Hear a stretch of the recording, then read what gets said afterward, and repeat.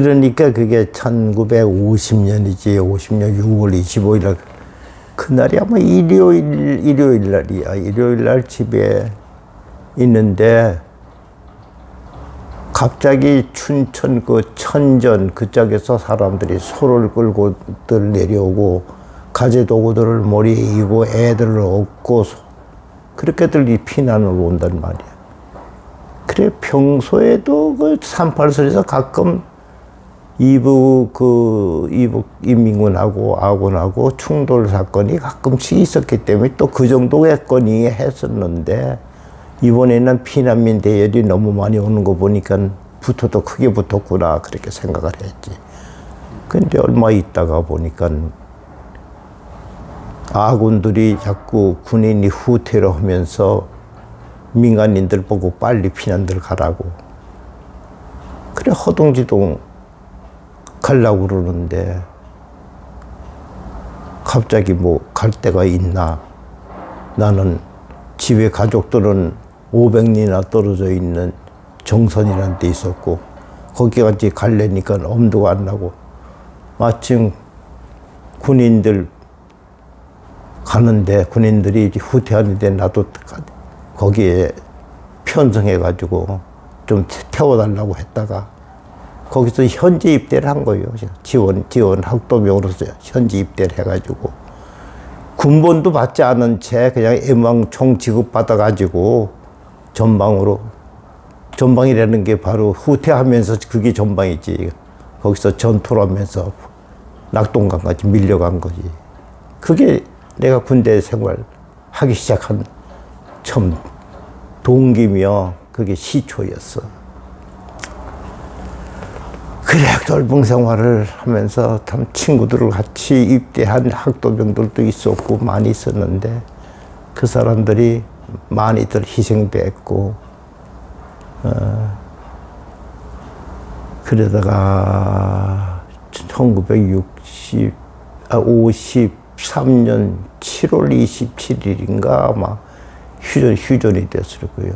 휴전돼가지고 또 제대로 안 시켜주고, 군대 생활을 더 하려니까 쫄병 생활을 정말 힘들어서 못하겠어서 장교로 가는 사람들 지원할 사람 하라고 그래서 냉큼 장교 훈련 받으러 가겠다고. 그래서 보병학교 115기에 입교해가지고 5월 1954년이야. 54년 8월 달에 내가 육군 소위로 임관을 했지. 그래가지고 쭉 한 5년 군문대 생활 하다가 민주당 정권 돼가지고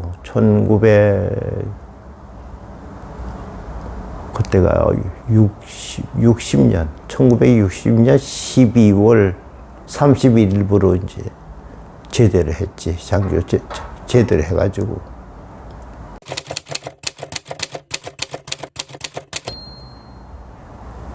막상 제대를 하고 나니까 할 일도 없고 또 직장도 없고, 그때는 뭐 전국에 실업자가 넘쳐나고 흘러나고 이제 할 때니까, 뭐 젊은 사람들이 돈이 몇 푼 있으면 당구장이나 가서 아니면 다방에 앉아서 엽차나 시켜놓고 하루 종일 시간 보내고 그럴 때인데, 우리 세 식구가 딸 자식하고 이제 집사람하고 나하고 세 식구 먹고 살아야 하니까, 부산서는 좀 후진대라고 할 수 있는 범사동 변전송 골목 그 위에 꼭대기에 거기다 이제 외성 밑에다가 학고방 하나 빌려가지고 거기서 이제 구멍가게를 시작한 거죠. 구멍가게를 해봤자 그 봉지과자 몇 개 팔아봐야 먹고 살기가 참 힘들었어요. 그래서 쌀 사다 먹을 엄두는 못 내고 그냥 보리쌀 사다가 삶아서 그걸 먹거나 아니면은 구포국수라고 부산에서 제일 이제 많은 그 국수가 있는데, 국수를 사다가 이제 아침 저녁으로 국수를 먹는 겁니다. 그렇게 하면서 이제 있는데, 어디 취직을 할 데 없나 그런데 마침 5.16 혁명이 나가지고 이제 공무원들도 군대 안 간 사람들은 다 군대 보낸다고 자리가 비이고 하는데 공무원 하는 것보다는 어디 회사가 더 좋지 않겠느냐 할 때 마침 그 제약회사 그때는 그 제약회사에서 사원을 모집한다는 걸 하지 않고 당방은 생산 회사입니다 하고 사원 모집이라고 나오는 게 국제신보에 나왔어요. 그래.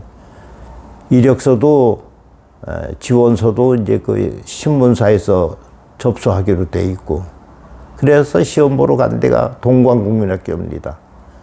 동광국민학교에서 한 400명이 왔어요. 남녀가 이제 응시자가 조그만 이제 어린 애들 그 책상에 엎드려 가지고 답안지 작성하고 그렇게 이제 필기 시험을 봤는데 그때 할 필기 시험에 한 20명 출연했어요. 거기 어떻게 들어갔습니다. 들어가 가지고 그것도 이제 대졸 이상이 반드시 응시 자격이 있었기 때문에 일단 나는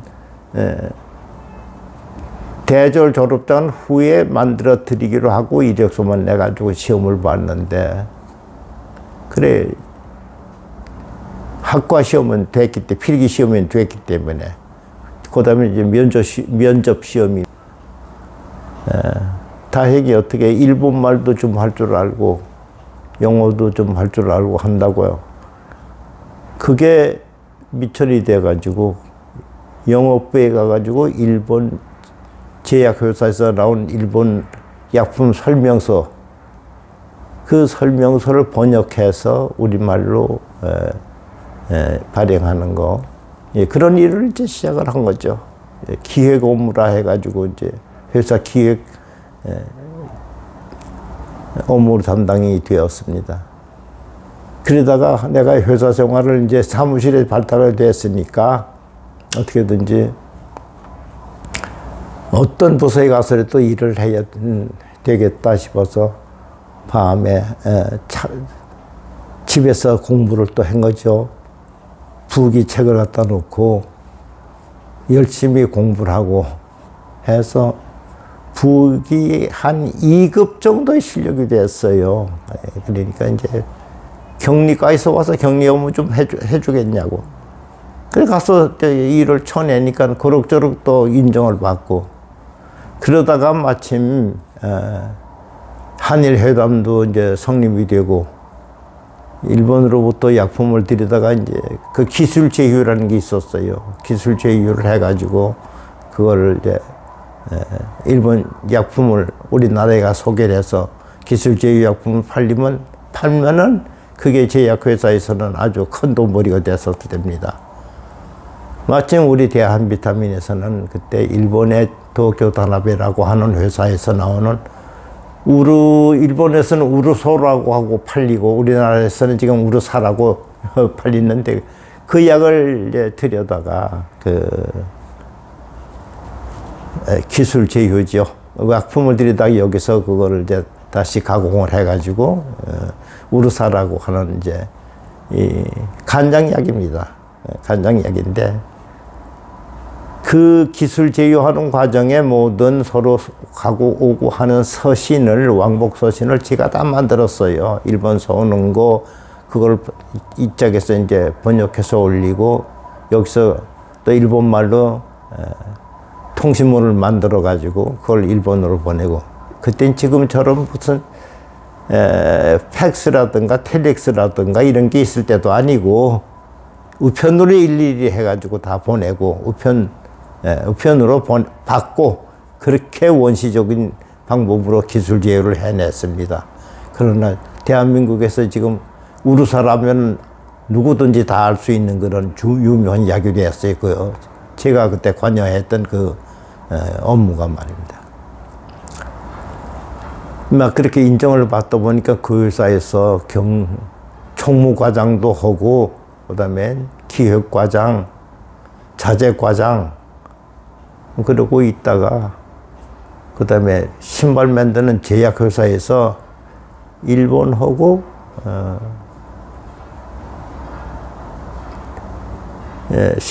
신발 여기서 OEM 방식으로 여기서 이제 신발을 만들어 가지고 일본으로 이제 일본에서 지정하는 대로 납품을 하고 이제 그런 걸 하고 있었는데, 그때 일본 오카모토리 갱고무라고 하는 회사하고 진양화학하고 신발 제휴 계약이 돼 가지고 그 수출 업무를 제가 가서 맡게 되고, 거기서 차장 부장까지 하다가 그다음에는 군대 납품을 하는 회사가 이제 외국의 군용 섬유 제품이죠. 군용 섬유 제품. 예를 들면 군복도 들어가지만은 천막이라든가 자동차 이제 카바, 자동차 집차 호로, 그리고 트럭에 이제 짐 덮개 말하자면 또 천막 이런 걸 만들어서 우리나라 군납도 하고 국방부에 납품도 하고 외국에 수출도 하고 하는 그런 업무를 하는 회사에서 와달라고 해서 이제 가서 상무로 들어가서 그 회사에서는 이제 상무, 전무, 부사장, 사장까지 올라가서 그렇게 일을 했습니다. 그러다 보니까 한 40년 걸리더군요. 경비원으로 들어가가지고 사장까지 되려니까. 예, 그렇게 일생을 그렇게 보냈습니다.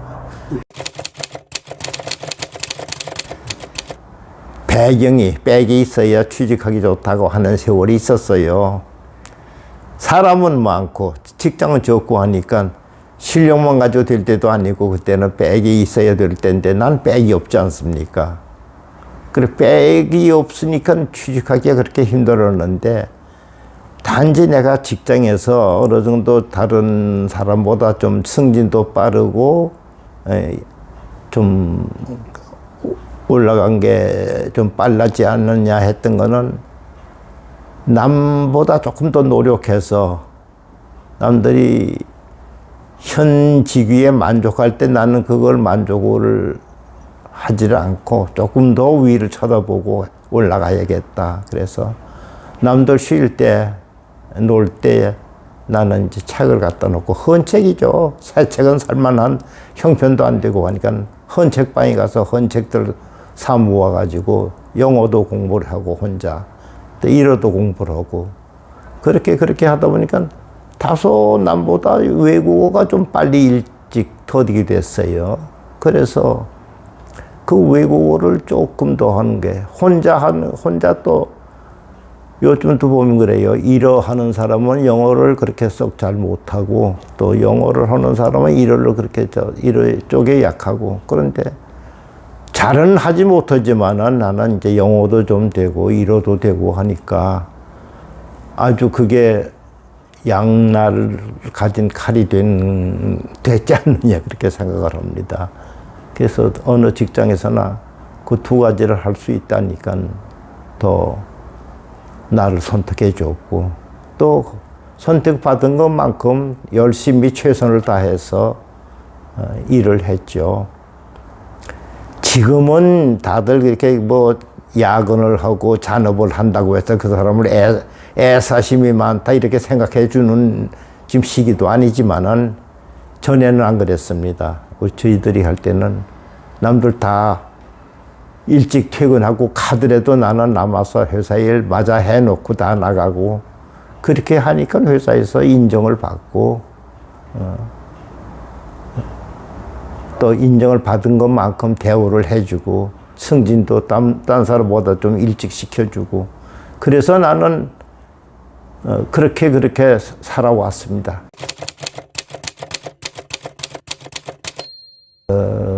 꼭 내가 한 대로 하십시오. 그거는 전 주제로운 생각이니까 그렇게 권하지는 못하지만은, 어떻게 생각해보면 그렇죠. 우리가 이 세상에 태어난 것이 내 의지로 이 세상에 나오고 싶어 나온 건 사실은 아닙니다. 어느 날 보니까 내가 이 세상에 떨어져 있었고, 또 내가 나에 대해서 책임을 질 수 있는 사람은 내 부모님도 아니요, 내 자식도 아니요, 내 자신이 나에 대한 책임을 져야 한다. 그건 엄연한 사실입니다. 그렇다면 자기 자신한테 충실해야 되는데 그 충실하게 하는 방법이 뭐겠느냐 하는 것은 각기 자기가 최선이라고 생각하는 거, 그 가치 기준을 자기가 정확하게 꿰뚫어 보고 자기가 옳다고 생각하고 가장 또 좋다고 생각하는 그 길로만 매진하는 거. 이 세상에 태어나서 나온 거 그거 시간이 아깝지 않아요? 모처럼 태어난 거. 이번에 잘못했다고 해서 다음 이건 그러면 없애버리고 다음 또 한번 내가 태어나겠다 하는 그런 것도 있을 수 없잖아요. 그러니까 인생을 다시 할 수 없다는 거죠. 그러니까 복습도 안 되고 연습도 안 되고 그렇습니다. 연습이 없는 것이 인생이니까 매 시간 순간순간을 값어치 있게 뜻있게 그렇게 사는 것이 이 다음에 죽을 때 하나도 후회가 없는 인생이 아니겠느냐. 그렇게 후회 없는 삶을 사는 것, 그것을 권해드리고 싶습니다. 제